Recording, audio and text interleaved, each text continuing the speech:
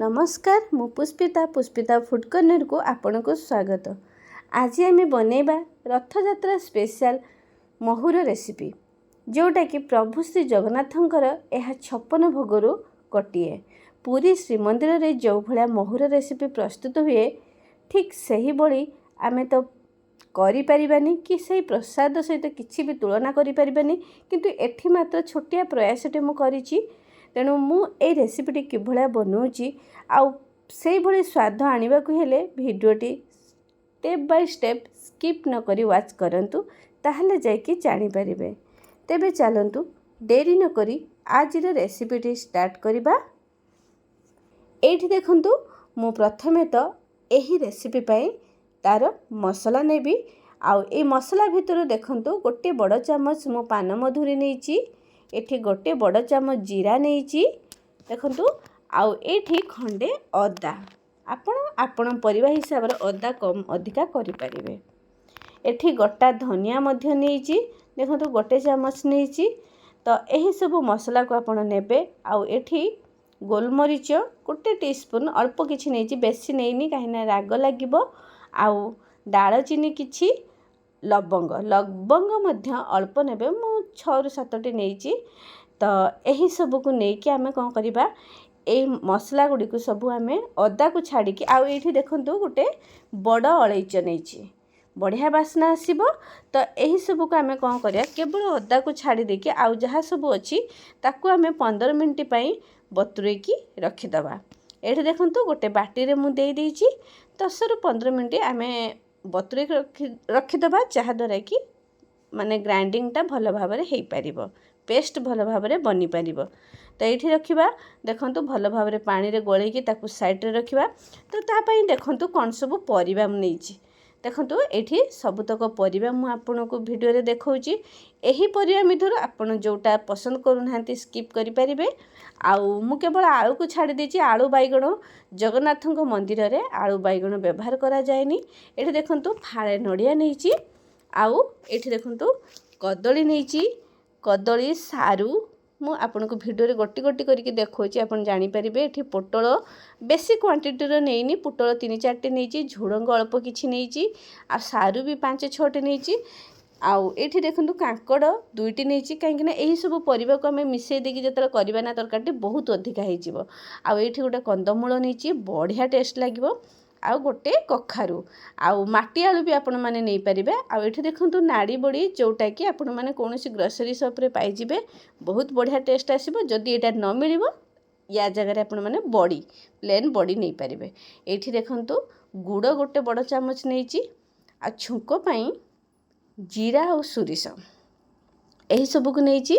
आ गोटे टीस्पून कि गोटे पिंच र हबो मु हेंगु को बतुरे के एमती 10-15 मिनिट पानी रे नेली, काहेकि ना बतुरे की नेले बहुत बढ़िया टेस्ट लागिवो। तो एही सब को आमे नबा। एठी देसी गुआ घियो, बढ़िया बास्ना आसीबो। गुआ घियो यूज करिवे, नाइ तो आपण माने रिफाइन ऑयल यूज करि पारे, किंतु घियो नेले बहुत बढ़िया। एठी बुटो को मु 5 ରୁ 6 घंटा बतुरे की रखि दिथिली। तो बुटो को रखिया साइड रे एठी देखंतु जतिक परिबा मु आपण मानको देखैथिली सब रु माने 50 ରୁ 60% परिबा मु यूज करिची। अधा अधा रखि दिछि, काहेना अधिक क्वांटिटी बनि जिवो। तेनु मु धोई की चुपा छोड़ी की एमिति मीडियम पीसेस रे काटि की नेइची। आ कदली को हळदी पानी रे पके दिछि कळा न पड़िया पई। आ एठी देखंतु जो आमे बतुरे की रखिथिले मसला पई, से सब को से भलो पानी देकी मु रखिथिली। तो डायरेक्ट पानी आउ एई सब मसला गुडा आमे देई दबा। आ जो अदा को रखिथिले ताकू काटि की ग्राइंडिंग जार दे दो, अल्प टिके पानी देकी, आगु पानी थिला तो से हिसाब रे पानी देकी आमे गोटे पेस्ट बनिया। पूरा चिकन करी बाटिबेनी, टिके खदड़िया रखिए, बढ़िया लागिवो। तो ताकू रखिया साइड रे गोटे माने प्रथम कोन करिवे, गोटे डेगिची हांडी बा माटी हांडी जहाँ भी अछि आपण पाखरे मुट्टा वाला नेबे। सेथिरे परिबा मुताबक पानी देबे, जेतिक आपण क्वांटिटी रो परिबा नउचंती पानी देबे परिबाटा सिझिया पई। आउ सेथिरे मु बतुरा हेइथिबा बुटो को दे देछि, आउ स्वाद अनुसार लूण हळदी।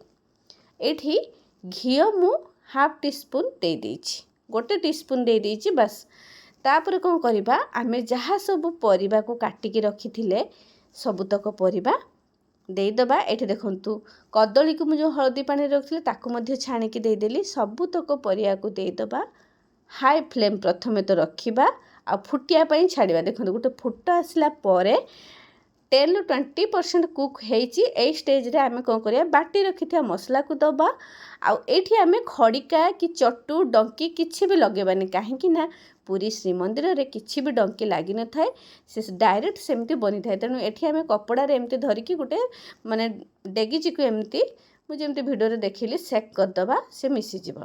ଆଉ ଏଇଠି ଦେଖନ୍ତୁ ଆଉ 5-10 ମିନିଟ୍ ପରେ ପରିବାଟି 50% କୁକ୍ ହେଲେ ଗୁଡ଼ ଗୋଟେ ଚାମଚ ଦେଇଦେବା। ରେସିପିଟି ଯଦି ଆପଣମାନଙ୍କୁ ଭଲ ଲାଗୁଥାଏ ଲାଇକ୍ ସେୟାର କରିଦେବେ। ଚ୍ୟାନେଲ୍ ଯଦି ନୂଆ ଥିବେ ପ୍ଲିଜ୍ ସବସ୍କ୍ରାଇବ୍ କରିଦେବେ। ଫେସବୁକ୍ ପେଜ୍ରେ ଦେଖୁଥିଲେ ଫଲୋ ତ ନିଶ୍ଚିତ କରିବେ। ଏଇଠି ଦେଖନ୍ତୁ ଗୁଡ଼ ଦେଇ ସାରିଲା ପରେ ଆମେ କ'ଣ କରିବା, ଯେଉଁ ନଡ଼ିଆ କୁରାକୁ ଦେଇଦେବା। ଗୋଟେ ଫାଳ ମୁଁ ନଡ଼ିଆ କୁରିକି ରଖିଥିଲି, ତ ନଡ଼ିଆ କୁରା ଆଉ ହେଙ୍ଗୁ ଏହିସବୁକୁ ଦେଇଦେବା। ଆଉ ଏମିତି ଆମେ ମିଡ଼ିୟମ୍ ଫ୍ଲେମ୍ ଫାଷ୍ଟ 5 ରୁ 10 ମିନିଟ୍ ହାଇ ଫ୍ଲେମ୍ ଆମେ ରଖିଥିଲେ, ତାପରେ ମିଡ଼ିୟମ୍ ଫ୍ଲେମ୍ କରିଦେବା। ଏଇଠି ଦେଖନ୍ତୁ ମାନେ ଆମର ଯେଉଁ 80% ପରିବା ଅଲରେଡ଼ି କୁକ୍ ହେଇଯାଇଛି, ତ ବହଳିଆ ଦେଖାଯାଉଛି। ଆକୁ ଆମେ ବେଶୀ ବହଳିଆ କରିବାନି, ଥଣ୍ଡା ହେଲା ପରେ ଇଏ ବସିଯିବ। ଏଇ ଷ୍ଟେଜ୍ରେ ଆମେ ନାଡ଼ି ବଡ଼ି ଦେଇଦେବା। ଆଉ ତାପରେ ସୋରିଷ ଜିରାକୁ ଆମେ ଏଠି ଛୁଙ୍କ ମରାଯାଏନି, ଜଗନ୍ନାଥ ଶ୍ରୀମନ୍ଦିରରେ ଛୁଙ୍କ ମରାଯାଏନି। ଆମେ ସୋରିଷ ଜିରା ଦେଇଦେବା ଆଉ ଗରମ ଘିଅକୁ ତାପରେ ପକାଇଦେବା। ବାସ୍ ଦେଇକି ଆମେ କଭର୍ ସଡନ୍ ଦେଇଦେବା, ଯାହାଦ୍ୱାରା କି ବାସ୍ନାରେ ତା ଭିତରେ ରହିବ। ତାପରେ ଏମିତି କପଡ଼ାରେ ପୁଣି ସେଇ ସେମ୍ ପ୍ରୋସେସ୍ରେ ତାକୁ ଆମେ ମିଶାଇଦେବା। ଦେଖନ୍ତୁ ଏଇଭଳିଆ ଆପଣମାନେ ମିଶାଇ ଦେବେ। ପୁଣି 5 ମିନିଟ୍ ମିଡ଼ିୟମ୍ ଫ୍ଲେମ୍ ରଖିଦେବା, ତାକୁ ଟିକେ ଫୁଟିବା ପାଇଁ ଛାଡ଼ିବା। ଏଇଠି ଦେଖନ୍ତୁ ଏଇଭଳିଆ ଆମେ ରଖିବା। ସେ ଥଣ୍ଡା ହେଲା ପରେ ଆହୁରି ବହଳିଆ ବନିଯିବ। ଆଉ ଏଇଟା ଆମର ରେଡ଼ି ହେଇଯାଇଛି। ଆଉ ଠାକୁରଙ୍କ ପାଖରେ ଆପଣମାନେ ଏଇଟା ଭୋଗ ଲଗାଇ ପାରିବେ। ଏଇଠି ଦେଖନ୍ତୁ ଗୋଟେ ବାଟିରେ ମୁଁ ଆପଣମାନଙ୍କୁ ବାହାର କରିକି ଦେଖାଉଛି, କେତେ ସୁନ୍ଦର ଦେଖାଯାଉଛି। ଆଉ ମୁଁ ବାଢ଼ିଲା ବେଳେ ବହୁତ ହି ବଢ଼ିଆ ବାସ୍ନା ଆସୁଥିଲା। ତ ଏଇ ରେସିପିଟା ଏଇ ରଥଯାତ୍ରାରେ ଘରେ ନିଶ୍ଚିତ ବନାନ୍ତୁ। ଆଉ ଫ୍ୟାମିଲି ଫ୍ରେଣ୍ଡମାନଙ୍କ ସହିତ ସେୟାର କରନ୍ତୁ। ଯଦି ଅଧିକ ଭଲ ଲାଗୁଥାଏ ତା'ର ଅନୁଭୂତି ମୋ ସହିତ କମେଣ୍ଟରେ ସେୟାର କରନ୍ତୁ। ସେତେ ପର୍ଯ୍ୟନ୍ତ ରହୁଛି। ମୁଁ ଆଉ ଏକ ନୂଆ ରେସିପି ନେଇକି ଆପଣମାନଙ୍କ ପାଖକୁ ଆସିବି। ଜୟ ଜଗନ୍ନାଥ।